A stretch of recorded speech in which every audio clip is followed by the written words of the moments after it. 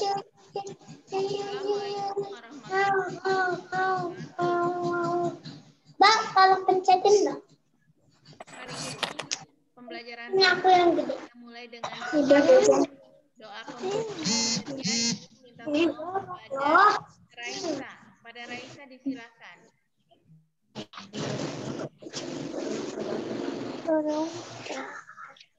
Semuanya di off dulu, kita doa dulu.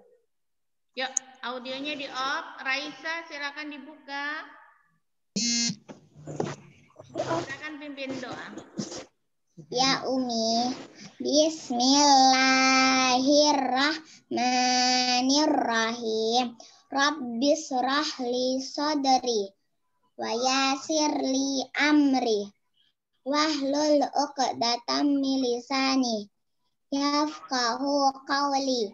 Rabbi zidni ilman warzuqni fahman. Amin. Amin ya rabbal alamin. Oke, hari ini sudah siap semua ya. Hari ini kita mulai buku yang baru ya, buku yang C. Ya. Karena kemarin yang B sudah selesai, saat ini hari ini kita mulai dengan B. Ya. Sekarang semuanya boleh lihat. Tadi nggak punya Umi. Ya, lihat ke layar ya, Nak. Umi Ria sudah buat. Nah, mulai dengan bahasa Indonesia, membahas mengenai ungkapan maaf. Ini share screen. Mana sih?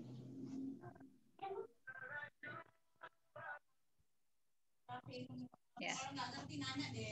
Iya. Sudah kelihatan? Sudah. Umi. Ya Umi. Sudah Umi. Sudah. Umi. Aulia yang mau masuk. Oke. Masih ada yang masuk lagi. Ini ada Balkis. Oh, yang permintaan. Oke. Yuk. Kita mulai ya. Ungkapan permintaan maaf. Permintaan maaf diucapkan saat melakukan kesalahan. Assalamualaikum. Permintaan maaf harus diucapkan dengan santun dan dengan nada yang lembut. Tuh. Kalau kita salah, kita harus bilangnya dengan lemah lembut dan harus diucapkan maaf itu. Jangan ketika kita umpama tidak sengaja merobek buku kawan, terus ya maaf ya. Nah itu maafnya tidak ikhlas. Tapi kita harus dengan kata-kata yang santun dan lemah lembut ya. Maaf ya, saya tidak sengaja. Seperti itu. Kalau kita maafnya sambil bentak, sambil marah, artinya kita minta maafnya tidak ikhlas ya. Coba siapa yang di rumah atau di sekolah terbiasa setelah melakukan kesalahan minta maaf? Siapa? Nadifa Umi. Faiza Umi. Ya, walaupun dengan adik, dengan papa, dengan mama, dengan kakak, itu kalau kita salah tetap harus minta maaf. Umpamanya Nadifa punya adik nih, nggak sengaja Nadifa ngerusakin mainan adiknya. Nadifa harus bilang maaf. Atau Nadifa lagi lari-lari, ketumbur adiknya sampai jatuh dan adiknya menangis. Nadifa harus bilang, adek maaf ya, kakak tidak sengaja tadi. Nah, seperti itu. Jangan bilang, udah nggak usah nangis, cuman ketumbur sedikit aja nangis. Nah, itu berarti dia tidak santun, tidak meminta maaf. Ya nak ya, dibiasakan untuk mengucap maaf setelah melakukan kesalahan dan menggunakan nada yang lemah lembut dan santun. Oke? Oke Umi. Iya. Oke Umi. Sebentar. Ini terkendala tadi. Ada yang masuk.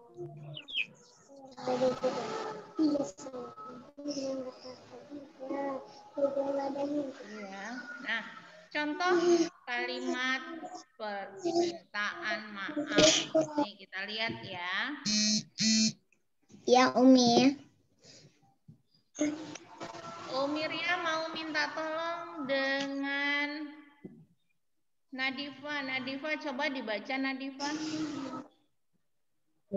Baik, Umi. Ani, ayah memaafkan Ani. Maafkan. Ya, maafkan Ani ya. Ani tadi kurang hati-hati ketika berjalan.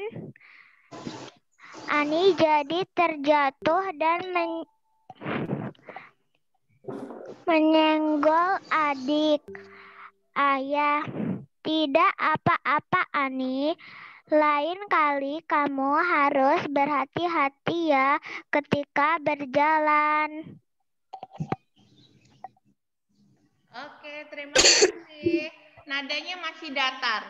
Coba Umiria minta tolong dengan Nanta. Nanta pecinya dirapihin, miring pecinya. Yuk, sekarang Nanta coba, nadanya seperti apa coba? Ani, ayah, maafkan Ani ya. Ani tadi kurang hati-hati ketika berjalan. Ani jadi terjatuh dan menyenggol adik. Ayah, tidak apa-apa Ani. Lain kali kamu harus berhati-hati ya ketika berjalan. Oke, terima kasih. Nah, seperti di sini ada Sama-sama Umi. ada percakapan. Masih ingat kan yang pernah Umi jelaskan mengenai percakapan? Nadanya harus jelas. Penggunaan kata tanda bacanya juga harus tepat. Ayah, maafkan Ani ya. Ani tadi kurang hati-hati ketika berjalan. Ani jadi terjatuh dan menyenggol adik. Nah, kan jadi dengan kata-kata yang lemah lembut. Ayahnya, tidak apa-apa Ani. Lain kali kamu harus berhati-hati ya ketika berjalan. Seperti itu ya. Oke. Ya, Kaira baru bergabung. Kaira kesiangan.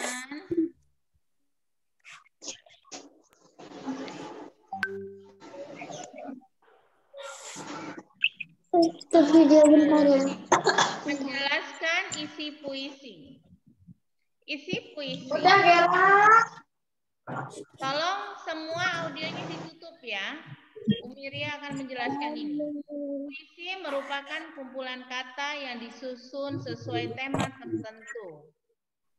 Pembuatan puisi menuliskan kata-kata yang indah. Untuk memahami puisi, kamu perlu membacanya dengan cermat. Nah, jadi kalau kita memahami puisi itu tidak bisa sekali baca langsung paham artinya, tapi harus dibaca berulang dengan cermat. Baru kita tahu makna puisi ini apa. Ya, sudah tahu puisi, baca puisi? Sudah pernah baca puisi? Sudah Umi. Pernah Umi. Nadifa pernah Umi. Ini ada contohnya ya.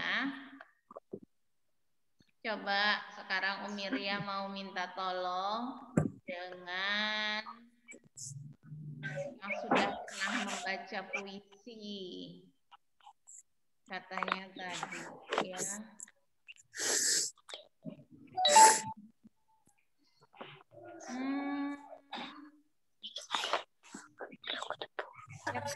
Halo Umi. Ya. Umiria mau dengar Yusuf nih. Coba Yusuf bisa nggak baca puisi ini? Puisi judulnya Bunga di Taman. Ayo Yusuf. Udah kelihatan Umi.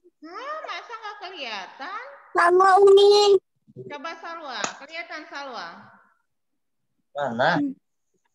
Coba Salwa bisa baca. Hari ini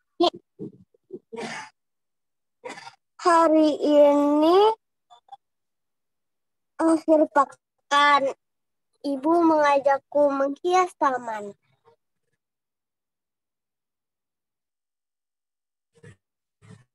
Terus? mungil dia Teman-teman bisa mendengar melatih suara dengan dan jelas? Enggak, Umi putus-putus. Putus-putus, ya. Umi juga merasakan hal yang sama. Oke, sekarang kita pindah ya, karena mungkin Salwa terkendala signal. Coba Faiza, coba kayak mana baca puisi ini dengan baik? Bunga di taman. Hari ini akhir pekan. Ibu mengajakku menghias taman. Taman mungil di halaman yang berisi berbagai tanaman. Ada mawar, melati, dan dahlia.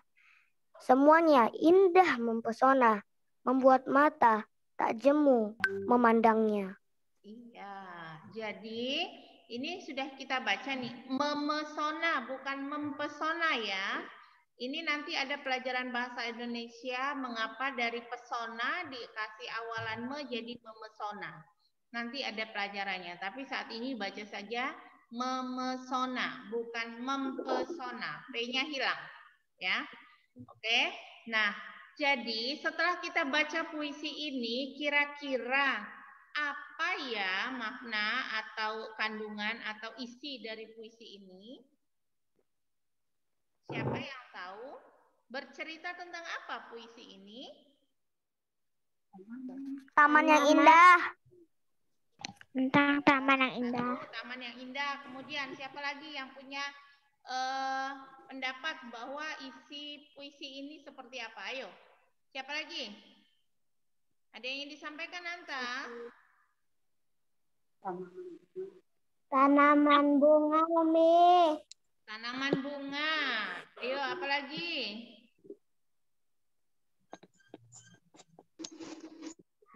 Seorang anak yang mengajak ibunya menghias taman. Oke, ada itu. Terus? Nah, jadi makna dari puisi yang kita baca, yang dibacakan oleh Faiza tadi adalah bercerita tentang sebuah taman yang berisi atau ada tanaman beberapa macam bunga. Ya, jadi di sini disebutkan macam-macam bunganya, kemudian disebutkan juga tamannya, kemudian kata Nanta tadi ada seorang anak yang orang tuanya untuk taman, benar ya. Ketika kita membaca puisi untuk mengetahui isi Taman yang membacanya dengan cermat. Nah, makna kata pada puisi. Nah, tadi ada kata mungil. Mungil itu artinya lucu, menarik hati karena eloknya. Eloknya itu bagus, ya. Kemudian tak jemu, artinya tidak membosankan. Memesona artinya sangat menarik perhatian. Nah, kalau ada seorang anak yang memesona berarti dia sangat menarik. Atau ada anak yang mungil. Mungil itu lucu, menarik hati karena eloknya, ya. Mungil bisa juga diartikan mungil ini kecil. Kecil, lucu, menarik, ya. Oke. Hal yang harus diperhatikan ketika membaca puisi. Pertama adalah artikulasi. Artikulasi berarti kejelasan pengucapan. Nah, seperti tadi ada memesona. Itu harus jelas. Ya, semua kata-kata yang kita baca harus jelas, nggak boleh gini. Mana? Kita lihat ya, contoh puisi tadi ya.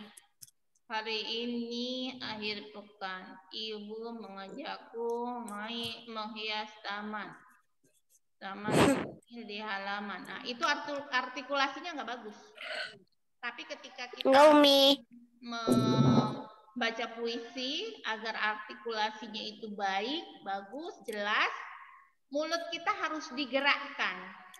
Jangan kaku. Ya. Hari ini akhir pekan. Hari ini akhir pekan. Ibu mengajak menghias tanah. Jadi seperti itu, ya. Oke, lanjut. Yang kedua adalah intonasi. Intonasi berarti ketepatan nada.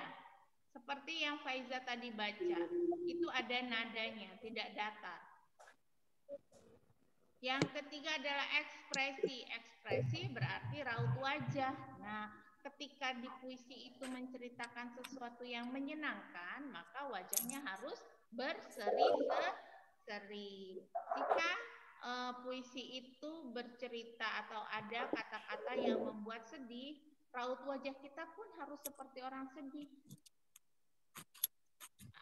Intonasi atau nadanya pun menjadi seperti orang yang sedih, ya. Seperti itu ya. Ini yang harus diingat ya, artikulasi, intonasi, ekspresi. Artikulasi artinya kejelasan pengucapan.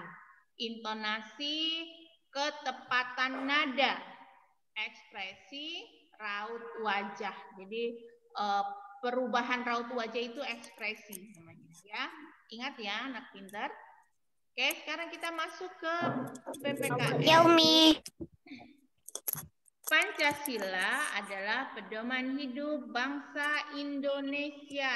Tentu semua sudah paham ya, kita sudah pernah belajar nih makna dari gambar-gambar yang ada di perisai Garuda Pancasila. Sudah pernah ya melambangkan? Sudah, Umi. Isi dari sila. Sudah, Umi. 5 sila Pancasila. Oke, lihat.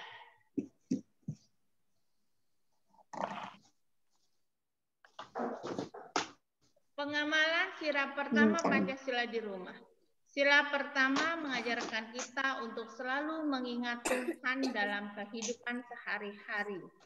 Sikap yang sesuai dengan sila pertama Pancasila antara lain sikap jujur, beribadah sesuai agama yang dianut, menghormati dan menaati kedua orang tua, selalu bersyukur atas apa yang dimiliki. Nah, ini beberapa sikap yang sesuai dengan sila pertama. Sila pertama dilambangkan dengan gambar bintang.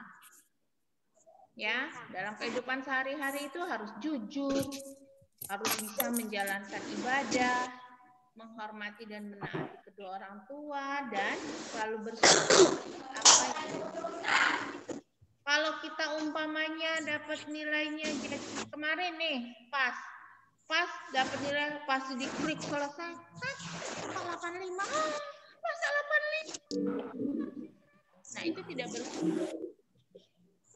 Kalau dia bersyukur, alhamdulillah, walaupun 85 nilaiku masih bagus, berarti aku harus banyak lagi belajar. Seperti itu. Ya, bersyukur. Siapa yang kemarin pasnya UH-nya dapat 85? Ada yang dapat 70 loh. UH-nya. Siapa yo? Yang dapat nilai 100 UH-nya siapa? Umi. Umi. Siapa yo? Nggak ada yang mau jawab. Lupa ya. Oke, kita lanjut ya. Pengamalan sila kedua Pancasila di rumah. Sila kedua Pancasila menjadi pedoman kita dalam berhubungan sesama manusia. Sila kedua Pancasila mengajarkan kita untuk menyayangi orang lain, berani membela kebenaran, peduli terhadap orang di sekitar kita. Bedakan sesama. Nah, ini yang diajarkan atau yang diharapkan kepada dari sila kedua Pancasila, ya. Jadi kalau kemarin kita sudah pernah ya belajar sikap apa yang harus dilakukan ketika di sekolah yang sesuai dengan pengamalan sila kedua Pancasila. Seperti itu ya. Nah, ini dia. Ada 4 yang mengajarkan kita, ada 4 pembelajaran yang kita peroleh dari pengamalan sila kedua Pancasila. Oke, lanjut ya. Pengamalan sila ketiga Pancasila di rumah. Sila ketiga Pancasila mengajarkan kita untuk menjaga persatuan. Nah, lambang dari sila ketiga yaitu pohon beringin, melambangkan persatuan. Contoh sikap yang sesuai pengamalan sila ketiga di rumah antara lain mendahulukan kepentingan adik saat bermain bersama, membantu ibu membereskan rumah. Ini ada 2 contoh sikap pengamalan sila ketiga Pancasila di rumah. Oke. Umi, slide-nya masih yang sila kedua. Oh, masih sila kedua. Iya, Umi. Gambarnya. Umi, gambarnya masih sila kedua, Umi. Oke, sebentar Umi kasih lihat yang sila ketiga ya. Ini sila ketiga apa sila kedua? Belum kelihatan, Umi. Oh, belum. Ada something Kelihatan, Umi. Ini Kelihatan, Umi. sila kedua, kemudian yang ini sila ketiga, gambar pohon beringin. Sudah nampak? Belum, Umi. Nah, Udah, Umi. Udah, Umi. oke, alhamdulillah. Barusan, Umi. Oke ya, kita untuk pembelajaran PPKN baru sampai pengamalan sila ketiga. Kita akan lihat pembelajaran matematika. Alat ukur panjang. Ya. Contoh alat ukur panjang tidak baku. Kita sudah pernah belajar ya, alat ukur yang baku dan tidak baku. Kalau alat ukur yang tidak baku, jengkal, langkah, dan depan. Nah, dengan satuan tidak baku, hasil pengukuran panjang benda dapat berbeda-beda. Umpamanya, Dea mengukur meja pakai jengkal. Kemudian Umiria mengukur meja yang sama dengan jengkal. Tentu hasilnya akan berbeda. Umiria hitungnya dapat 8 jengkal. Tapi kalau Dea bisa menghitungnya sampai 10 jengkal. Kenapa?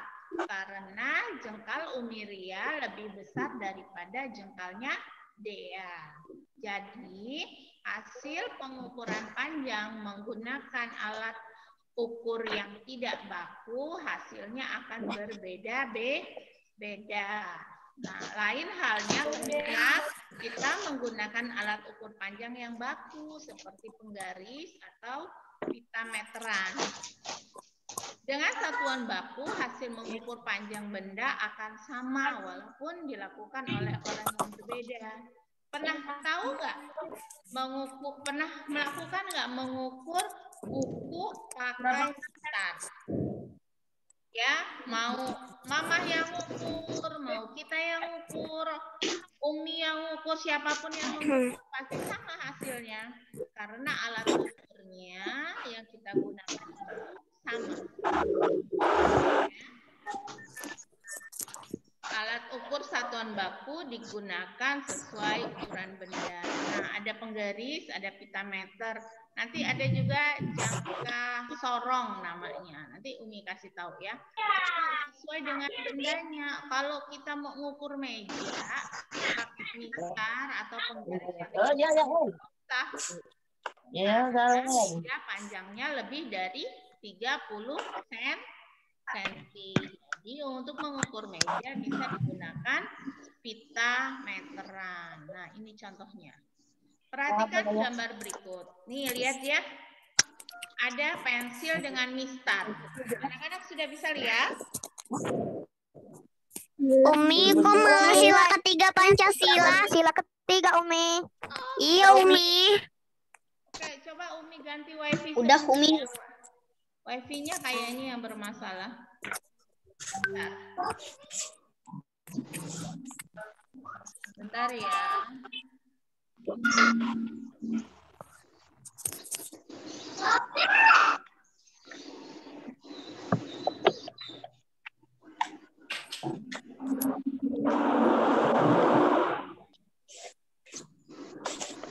Kalau keputus, nanti kita masuk lagi ya. Ini wifi-nya Umiria rubah.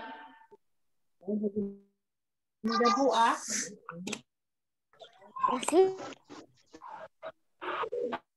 Umi.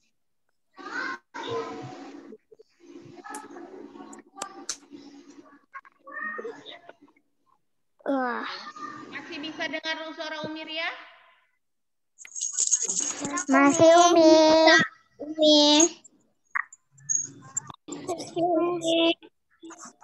Nah, ini bisa kelihatan nggak?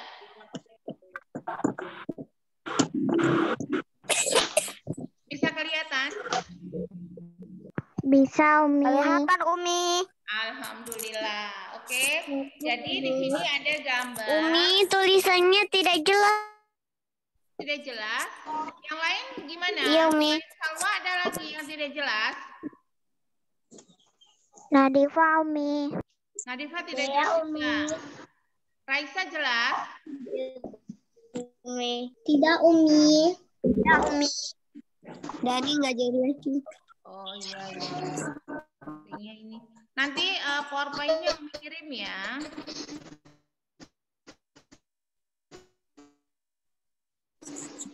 Oke. Oke. Sekarang apakah sudah terlihat? Sudah. Sudah. Sudah. Ada Tidak Umi. pensil dan gambar. Tidak Umi. Umi tulisannya tidak jelas lagi Umi. Ya, berarti sinyal di sana. Kalau Faiza jelas nggak Faiza? Tulisannya nggak jelas Umi. Oh, nggak jelas. Oke. Oke. Nanti Umi kirim ya gambarnya ya. Perhatikan gambar berikut. Ada gambar pensil dan mistar. Nah, ini diukur pensil ini letakkan garis nol pada ujung pensil. Kemudian dilihat ujung setelahnya ada angka berapa. Di sini terlihat lewat lebih 5 ya. Jadi 5,5 cm. Ukurannya adalah senti. Ya. Nah, ini meteran pita atau satuan panjangnya adalah meter dan milimeter. Ada meteran 1, satuan panjangnya sentimeter dan milimeter. Kemudian ada meteran roll, satuan panjangnya adalah sentimeter dan meter. Ya, ini contoh satuan, contoh alat ukur ya. Kemudian dengan satuan panjang meter atau M dan sentimeter atau cm. 1 meter, ingat 1 meter sama dengan 100 cm. Ada gambar meja. Diukur dengan meteran saku. Jadi menggambarkan bahwa di situ ada 100 cm. Angkanya 100. Artinya jika dijadikan meter itu arti panjangnya menjadi 1 meter ya. Contoh pengukuran panjang meja menggunakan meteran. Pertama, letakkan titik nol di ujung meteran tepat pada ujung meja yang akan diukur. 2, bacalah angka terakhir pada meteran yang tepat sejajar dengan ujung meja yang lain. Alat tersebut menunjukkan panjang meja yang diukur ya. Dari awal sampai ke akhirnya itu dilihat berapa meteran angka yang ada, itulah panjang benda yang kita ukur. Oke, nah ini ada alat ukur yang lain namanya jangka sorong. Jangka sorong digunakan untuk mengukur panjang garis tengah benda yang bentuknya bulat atau lingkaran seperti kelereng, pensil, mur, dan cincin. Coba dilihat gambarnya. Ada bagian yang bisa digeser dan ada bagian yang tetap. Tergantung benda apa yang kita ukur, besarnya seperti apa, ini bisa digeser. Ya. Fungsi alat ukur. 1, penggaris. Biasanya digunakan untuk mengukur panjang benda yang kurang dari 30 cm. Seperti buku tulis, pensil, dan lain-lain. 2, meteran bentuk saku atau meteran roll. Biasanya digunakan untuk mengukur panjang benda yang lebih dari 30 cm. Nah, ini kalau meteran yang pita meter itu biasanya dipakai tukang jahit Nah, ya pernah nggak diukur jahitan ini baju? Atau pernah nggak diajak mamahnya ke toko dasar? Itu ada tukang meterannya pakai alat meteran. Pernah, Pernah, Umi. Iya. Pernah, Kemudian yang Umi. ketiga adalah jangka sorong. Dapat digunakan untuk mengukur panjang garis tengah atau kedalaman benda yang berbentuk bulat atau lingkaran seperti lereng, cincin, dan lain-lain. Ini untuk mengukur garis tengahnya. Tapi kalau untuk mengukur lingkarannya bisa menggunakan pita meteran ya. Oke, sekarang kita masuk ke SPB. Membedakan panjang pendek bunyi pada lagu menggunakan simbol.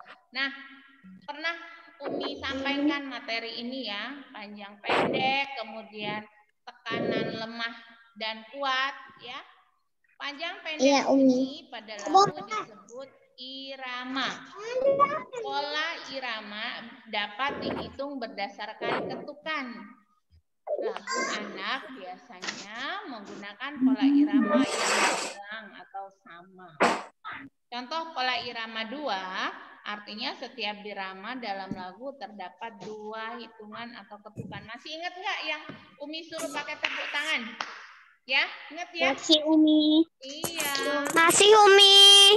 Oke, sekarang kita menentukan tekanan kuat lemah pada lirik lagu menggunakan simbol. Di sini ada 2 simbol.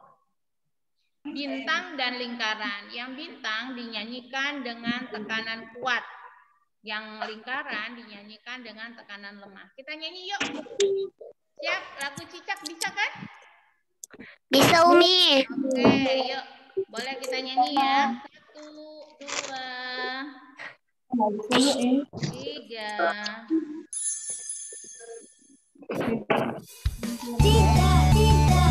Cicak di dinding, diam-diam merayap, lalu ditangkap. Pertama tahu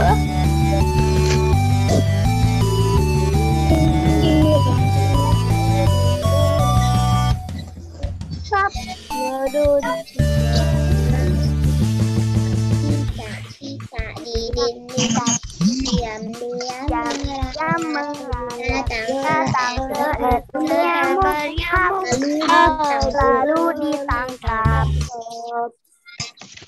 Ada lagu lagi nggak? Nah, jadi di sini kata ci, nada ci itu dinyanyikan dengan tekanan yang kuat. Ya. Cicak, cicak di desa, diam, datang seekor Lalu ditangkap. Oke, bisa nggak nyanyinya? Bisa, Umi. Bisa, Umi. Bisa, Umi. Tugasnya hari ini nggak kerasa nih sudah mau 40 menit kita bersama. Kita sampai di penghujung yaitu tugas matematika. Istilah titik-titik di bawah ini dengan tepat. 3 meter sama dengan berapa sentimeter? 4 meter sama dengan berapa sentimeter? 700 sentimeter sama dengan berapa meter? 100 cm sama dengan berapa meter? Share ya, Umi. Ya, nanti Umi Umi nanti share ya. Ya, di-share di grup. Umi. Kemudian Ria. nyanyikan lagu Cicak-cicak di dinding dengan tekanan kuat dan lemah yang tepat. Nah, kalau matematika ditulis Cicak di dinding, diam melayap. Patah titik tolongmu. Pap, lalu ditangkap. Ya. Oke. Cicak di dinding, diam melayap. Datang seekor nyamuk, lalu ditangkap. Halo, bisa dengar Umi Ria? Bisa, Umi. Umi, suara Umi kecil. Ya, oke. Jadi nanti ketika ditugas 3 meter sama dengan berapa senti? 4 meter sama dengan berapa senti? Kemudian dibalik 100 cm berapa meter? Dan 100 cm itu berapa meter? Ya. Oke, paham tuh? Fahimna. Umi nanti tugasnya di-share di grup ya, Umi. Baik, siap. Ya, terima kasih. Assalamualaikum Sama-sama, Umi. Waalaikumsalam warahmatullahi wabarakatuh. Syukron, Umi. Doa penutup Syukron, Umi. Salwa, Umi. tolong dengan Salwa, Umi. Raisa. Salwa, Umi. Salwa tadi gantian. Kemarin sudah Salwa. Umirya mau anak laki-laki dong. Muslimnya siapa ya? Rasyad sudah hafal doa penutup majelisnya Rasyad? Sudah bisa Rasyad? Belum? Belum. Oke, Rasyad belum. Yang laki-laki lagi siapa? Raffi sudah bisa Raffi? Kalbani, Umi. Kalbani. Khalfani. Habis ngambil Raffi sudah bisa Raffi?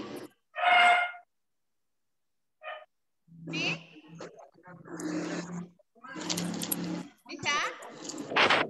Oke, Raffi belum sinyal, bisa nak? Enggak berani. Khalfani bisa Khalfani? Bisa, Umi. Oke, yuk semuanya dengarkan Khalfani. Silakan Khalfani.